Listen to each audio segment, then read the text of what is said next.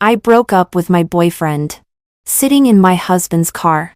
I didn't dare to show any emotion and didn't dare to cry out loud. In the past. I didn't dare to tell my parents when I was in a relationship. Now. I don't dare to tell my husband when I'm in a relationship. All my life. It's all regret. Julian chased me for more than a year before I agreed to be his girlfriend. His cooking is really good and very to my taste. After eating, I rested on the sofa and watched Julian busy in the kitchen with an apron tied around his waist. Suddenly I had an impulse. Julian, shall we get married? Julian turned his head and glanced at me. Isn't your marriage proposal a bit too simple? I smiled and didn't say anything. After the meal, I found a whole acrylic wall in his house, displaying out-of-print models and many trophies of considerable weight. In the middle position, there is a paper crane protected by a glass cover. The paper crane is pink and not folded very well, but it is placed in the most prominent position on this display wall, which is enough to see Julian's degree of cherishing it. I said casually, this paper crane is folded very well. Julian took a look at the paper crane. Really? I think it's folded very ugly. If it's ugly, why do you still keep it here like a treasure? He shrugged. No way. It was given by the girl I like. No matter how ugly it is, I still like it. The smile on my face suddenly froze. I turned my head and looked at the paper crane for a long time, still unable to remember when I gave it to him. Suddenly I felt a burst of guilt. Julian noticed my emotion. He hooked my waist and held me in his arms. Serafoni, I know what you are thinking, but I always think that liking you is just my own business. It has nothing to do with you, so you don't have to feel guilty for not responding to my liking in the past. Besides, for me at that time, just secretly liking you was already very satisfying for me. I put my arms around his waist and buried my face in his chest. Julian, can you tell me when I gave you this paper crane? Julian's face was filled with a soft smile. He was recalling, at that time, you had just learned to fold paper cranes. After folding it, you excitedly showed it to your desk mate. As a result, she said that you folded it very ugly. You were very angry. So you asked other classmates nearby. They all said that you didn't fold it well. But I secretly took a look at that paper crane. I think you folded it extremely well. That is the most perfect paper crane I have ever seen. So when you came to me with it, I was both surprised and delighted. Blushing, I kept saying that it was really well folded. You were so happy and then gave me the first paper crane you folded. This little thing from my student days has long been forgotten by me. Only Julian will carefully cherish these details about me. Julian lowered his head and kissed my eyes. Serafini, 16 years ago you gave me a pink paper crane. Now I give you a blue one. I felt something being stuffed into my hand by him. I looked down and sure enough, it was a blue paper crane. It is just countless times more beautiful than the one I gave him before. Thank you. Julian curved his lips. You're welcome. Not only thank you for giving me a paper crane, but also thank you for liking me. On the weekend night, we went to watch a movie. It was very late when the movie ended. When Julian sent me home, we met an uninvited guest at the door. I haven't seen Jonathan for a long time. He seems to have changed a lot. At this time, it is also different from the hysteria when I talked about divorce with him before. He has aged a lot. His face is haggard, and there is a circle of dark stubble around his lips. When Jonathan saw me and Julian holding hands, he was abnormally calm. I have heard that many major things have happened in Jonathan's family after he divorced me. Jonathan's mother also divorced Jonathan's father. Jonathan's father didn't dare to make trouble with his ex-wife.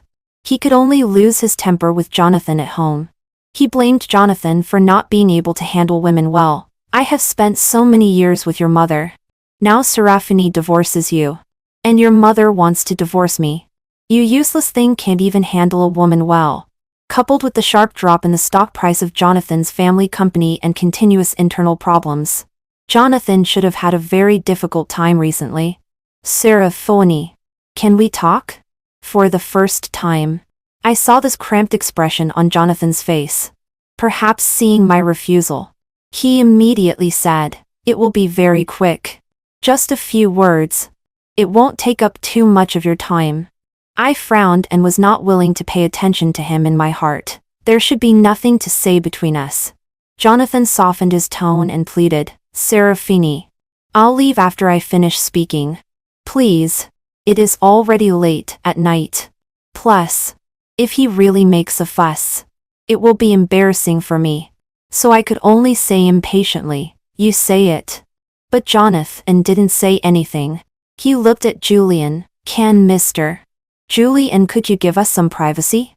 I gave him a sharp look. And Jonathan immediately changed his words. "I have something to say to Serafini."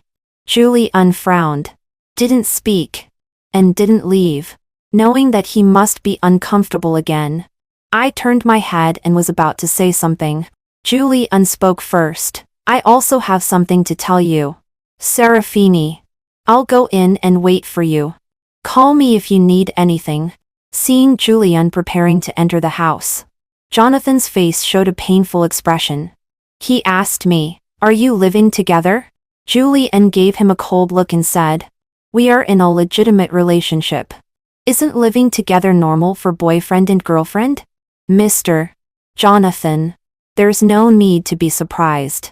I suppressed a smile and watched Julian walk to the door. He found the key in my bag to open the door, and then turned on the light and entered the house as if he was familiar with it. Serafini, hearing Jonathan call me, I only then looked back at him. "If you have something to say it quickly. Regarding the child, I'm sorry. I really didn't know you were pregnant at that time. Serafini, I'm really sorry." He looked at me, and 2 lines of tears slid down his face. Jonathan cried, but there was not a single ripple in my heart. "Don't mention the past. If you came here specially to apologize to me, it's really unnecessary. I don't need your apology either." Seeing that I was about to leave, Jonathan suddenly became impatient. "Serafini, can you give me another chance? For the sake of our past relationship, give me another chance. Okay? I really know I was wrong. I love you. We grew up together. How could there be no feelings? I was just confused before." I sneered. "Jonathan, what relationship do you think we still have? Now the Jonathan family is in a precarious situation. It's already very kind of me, Serafini, to not take advantage of the situation. I'm like a living Bodhisattva incarnated. So don't talk to me about any relationship. Isn't your purpose in coming to see me tonight to hope that I can help the Jonathan family? I can tell you clearly that it's impossible." Jonathan closed his eyes in despair and then opened them again. "Serafini, I didn't expect you to help the Jonathan family when I came here today. I know I was bad before and I'm sorry to you. I came here today just for myself. For our past relationship. Please give me a chance. Okay? I don't ask you to remarry me immediately. I can pursue you again. We can fall in love again, and get married again. Can we start all over?" I shook my head. "No. Jonathan, can you stop daydreaming? Now that we're divorced, don't disturb me anymore. Be a qualified ex-husband and disappear from my world." After saying these, my patience was exhausted. I know too well what kind of person Jonathan is. In his heart, there is only interest and no feelings. Before, he was reluctant to divorce me because of interests even though he was tired of me. Now that we're divorced, he pretends to ask for my forgiveness. But no one is stupid. No one will fall into the same pit twice. After entering the house, I saw Julian sitting on the sofa. Hearing the sound of me coming in, he looked up at me and said, "Finished talking?" I nodded. After changing my shoes, I stood 1 step away from Julian and looked at him with ease. "Why did you say we were living together just now?" Julian is extremely proper. It's been so long since I got divorced. With him, we have only reached the step of kissing. Even when we kiss, Julian will blush and be shy. Sometimes when I kiss him initiative. When looking into his eyes, I could see the lust in his eyes. He stroked my earlobe, looking at me almost greedily. Just when I thought he wouldn't leave this time, Julian once again refused. Not yet. Why? Julian didn't answer. He just held me tighter. I could clearly feel the changes in his body. But even so, he still had to refuse me. Darling, go take a bath. I'll leave after you fall asleep. Julian's voice was also a little hoarse. I looked at him sullenly for a while and didn't urge me to stay anymore. I just got up from him in annoyance. Obviously, I clearly refused Jonathan last night. But when I arrived at the company the next morning, there was still a bouquet of roses sent by him in my office. When I first started dating Jonathan, he gave me this kind of flower. He said it was only for me. He would only give it to me in his life. But later, he not only gave the flowers to the women he kept outside, but also said the words he had said to me back then to others verbatim. Yuki, throw it out. From now on, this kind of thing must not appear in my office again. The assistant immediately came in and took the flowers away. Because of that unlucky bouquet of roses, I was in a bad mood all day. Every day after work. As long as Julian is in Shanghai, he will come to pick me up and have a meal together. Today is no exception. Compared with usual, he even came early today. I used to wait for me downstairs. Why did you come up today? I asked him with a smile. Julian put the paper bag in his hand in front of me. I brought some gifts for you and the people in your company. In the paper bag is a luxury brand perfume under his company. Everyone in the company received a copy. Now the employees are even more familiar with him than with me. The boss. I leaned on the chair and brought the perfume to the tip of my nose and smelled it.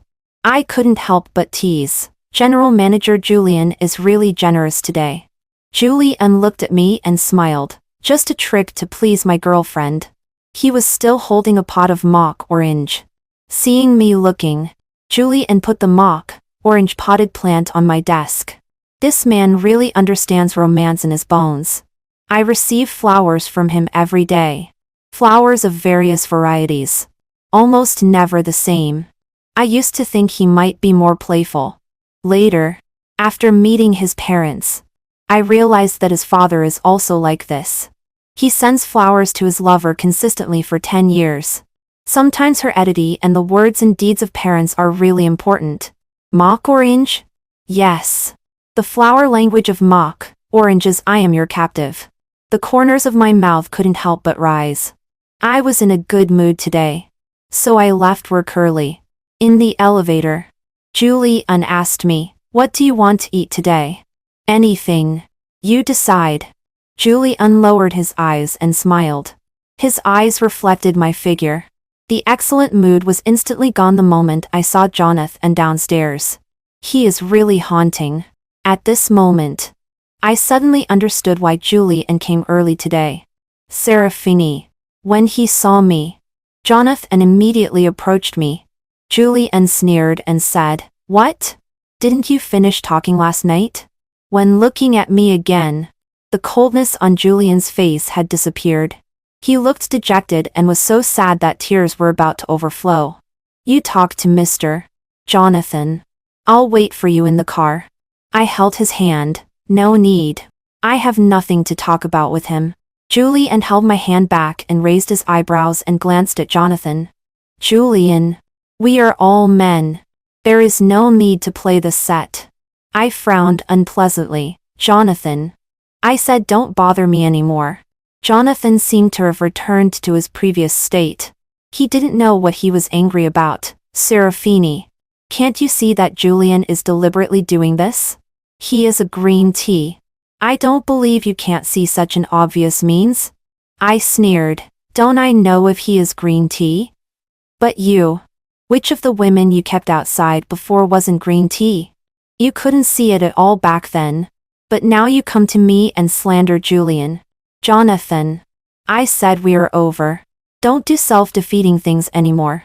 Before coming, Julian only said that he had booked a place. But when we arrived, I realized it was a private booking. There was only our table of guests in the restaurant. Suddenly there was a guess in my mind. And even my heart beat to beats faster.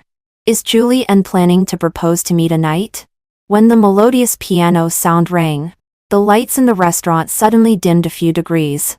The waiter pushed a trolley towards us. Proposal cake. I was reveling inside. But then I heard Julian's clear spring-like voice say, Serafini, happy birthday. At this time, I noticed that the piano was playing the happy birthday song. Right? I've been so busy these days that I forgot it's my birthday today.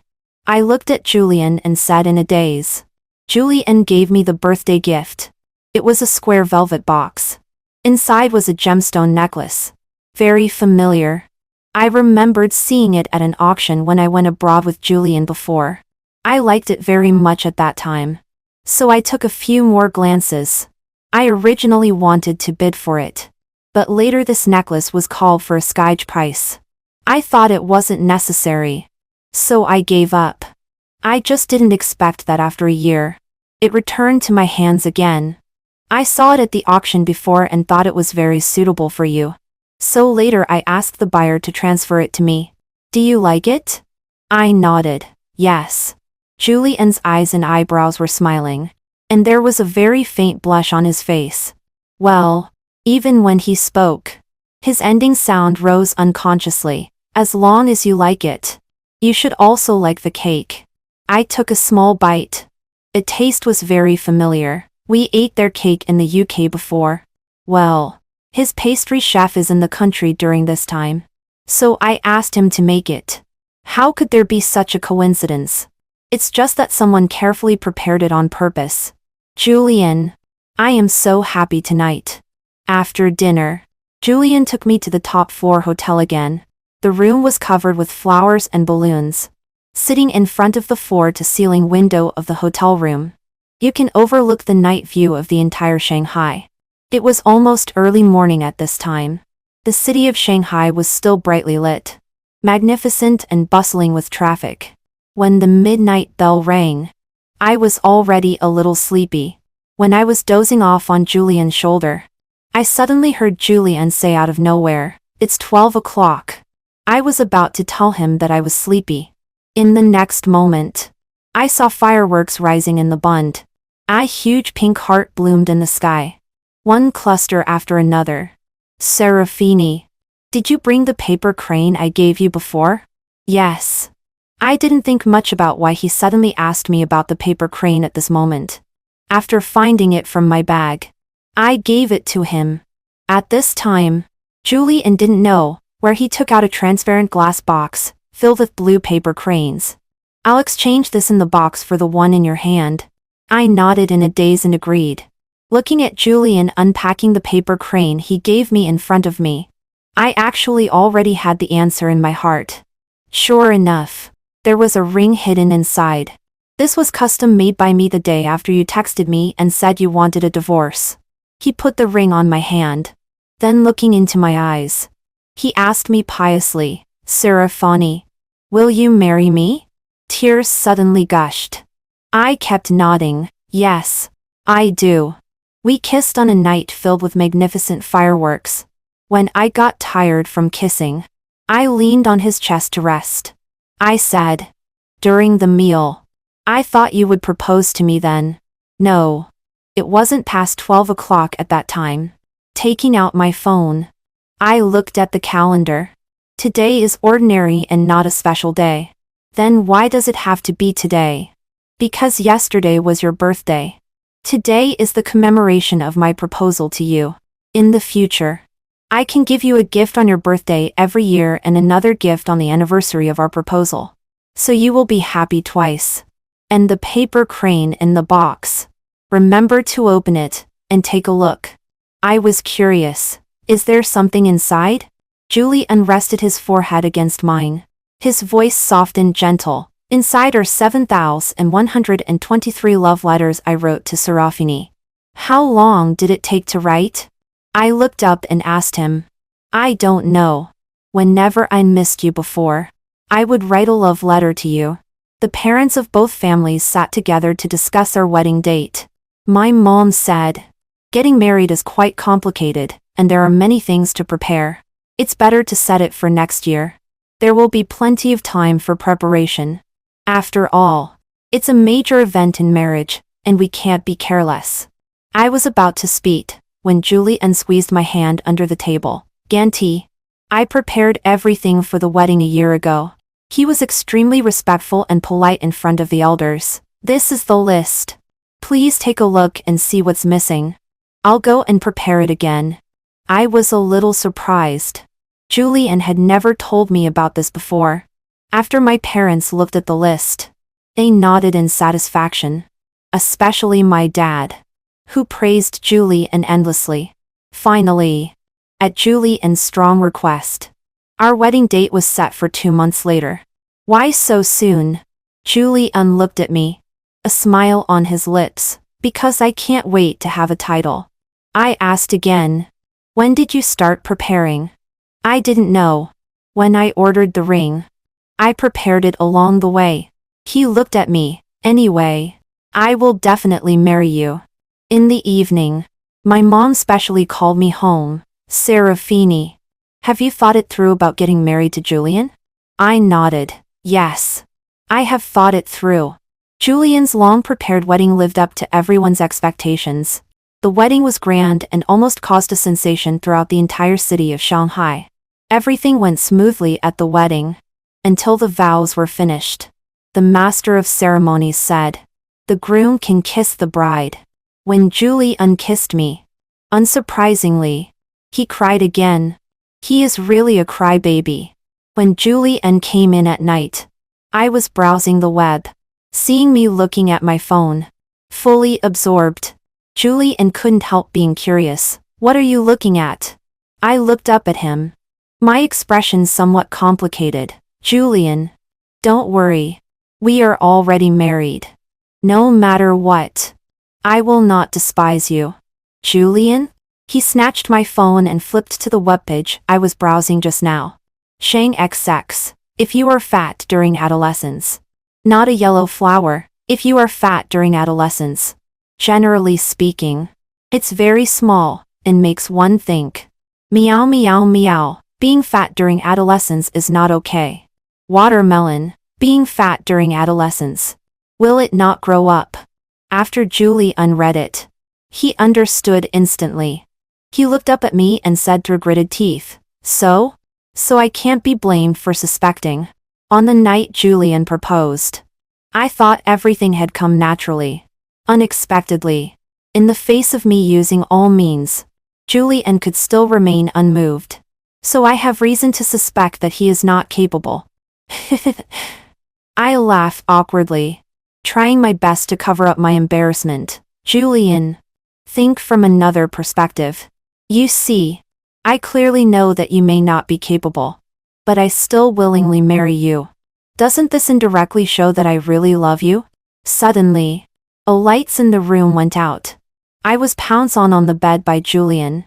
His extremely dangerous voice came from beside my ear. "Serafini, whether I am capable or not, we'll find out tonight." It's hard to describe what happened that whole night, but what netizens said is not entirely right. No, it's completely wrong. Julian is an exception. He asked me over and over again by my ear. My throat was hoarse from crying, and I still had to answer him over and over again. A few days later, when my best friend came to my house and talked about what happened on my wedding day. "Do you know? On your wedding day, I was afraid that Jonathan would come and cause trouble. So I specifically brought people to guard outside the auditorium. As a result, he had a car accident on his way that day." I hadn't heard about this before. "Is it serious?" My best friend nodded. The female driver who hit him was his assistant before and was later fired. So she took revenge on him. Now his legs have been amputated, and he will never be able to stand up for the rest of his life. Do you think this is retribution? Who would have thought that Jonathan would finally fall into the hands of the woman he played with? And his father. After knowing that Jonathan was amputated, he had a stroke and was admitted to the hospital. Now both father and son are lying in the hospital. The company of Jonathan's family is almost being divided up by the people on the board of directors. Now Jonathan's family is completely finished. It was several months later when we returned to Shanghai after our honeymoon. In the evening, on the way home after taking a walk with Julian, I suddenly heard a meow. I don't know if I'm too sensitive. That meow was very similar to the kitten I used to raise. When I looked over following the sound, the kitten sitting in the bushes was also looking at me intently. It didn't look similar to my previous kitten at all. My kitten had long died. I knew I had misheard. But still, disappointment was inevitable. "What's wrong?" Julian standing beside me asked me. I shook my head. When I was about to leave, the kitten suddenly jumped out of the bushes. It was afraid that I would leave. Blocking at my feet. It kept me whining at me as if it was saying something to me. Julian squeezed my hand. "It seems to know you." "Yes. It seems to know me. It's as if my kitten has come back to find me in a new body." "Julian, I want to take it home." "Sure. Then take it home." After saying that, Julian took off his coat, bent down and picked up the kitten. Julian's perspective: the first time I met Serafini was in the first year of junior high school. At that time, I was really in a bit of a mess. Less than 1.4 meters tall. Slightly plump.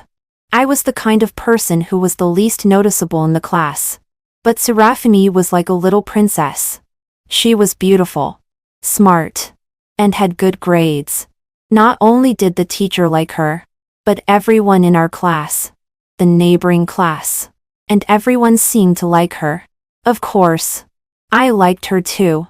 I liked her at first sight. Because when others made fun of my height and called me little potato, Serafini would seriously tell them, "In fact, you are not much taller than him. You are not even as tall as me. If you call him little potato, then what are you? Are you a big potato?" At this time, those people would say, "It's just a joke.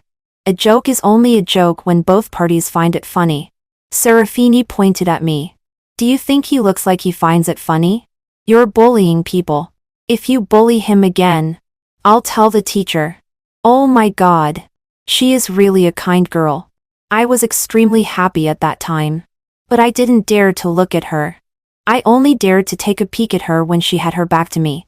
Just one glance could make me happy for a long time. That day when I went home, I told my parents that I had made a friend. She is my best friend. But the next day when I met her on the road and wanted to greet her, I realized that Serafini didn't seem to remember me at all. She didn't know my name either, even though I told her in a low voice with a blushing face yesterday. Later, when the seats in the class were changed, I would always choose the seat behind Serafini. This was the case for all 3 years of junior high school. But Serafini still didn't remember me. She had so many friends. The girls in our class, girls from other classes, and even girls from other schools were all her friends. She also had a best friend named Jonathan. I heard that the two of them were childhood sweethearts and grew up together. In high school, I successfully got into the same school as her. Fortunately, we were still classmates. Even more fortunately, I was still sitting behind her as in junior high school. I thought we would be classmates for another 3 years. 3 years after 3 years. Julian's name would be remembered by Serafini one day. But more and more people liked Serafini in high school. They wrote love letters to Serafini and confessed to her in public. That night when I went back, I also wrote a love letter to Serafini. But I knew that I might never have the chance to give this love letter to her. Serafini was too dazzling. She was shining brightly while I was like a mouse in the gutter, always only able to secretly like her. Today, someone came to confess to Serafini again. But Serafini refused him. "Sorry, classmate. We are students now. The top priority is to study hard." That person didn't say anything on the surface. But after school, I heard him say to others, "Serafini? I don't even look up to her." Today's confession was just to tease her. Although she seems aloof on the surface, Who knows how many people have played with her secretly. By the way, I heard before that she also seduced senior boys. Do you know? I was never a person who liked to cause trouble. In the past, when others bullied me, I always thought about enduring it and letting it go. But this time I couldn't endure it. What reacted before my brain was my hand. When I realized it, I had already smashed the head of the person talking with a stone. I was beaten up by him and pressed to the ground. This matter finally reached the principal. In the surveillance video, it was indeed me who hit first. So my parents chose to settle privately and finally sent me abroad. Before leaving, I gave the love letter that I had written long ago to her deskmate and asked her to help me pass it on. Life abroad was very hard. I would think of Seraphimi every day. When I missed her, I would write a love letter to her. As time went by, I wrote more and more. Later, I finally grew taller and was no longer as chubby as before. More and more girls around me had implicitly or explicitly said that they liked me. I thought maybe if Seraphimi saw me now, she would like me too? After finally being allowed to return to China, as soon as I landed, I went to Seraphimi's house immediately. I wanted to create an accidental encounter. I even rehearsed countless times in my mind what to say after meeting. But in the end, I saw Seraphimi kissing a boy in a hidden corner. Like a voyeur, I stood in the shadow a few steps away from them and eavesdropped on them planning their future that belonged only to the two of them. At that moment, I felt like I was about to die. After going abroad again, I didn't think about coming back. But when I saw the news of her getting married in the classmate group, I still couldn't help but rush back overnight. As a guest attending the wedding, I witnessed her marrying someone else. Later, I started a business in China. The company got better and better. I became her husband's partner. Her husband said that I was his best brother. His best brother. His best brother. His best brother.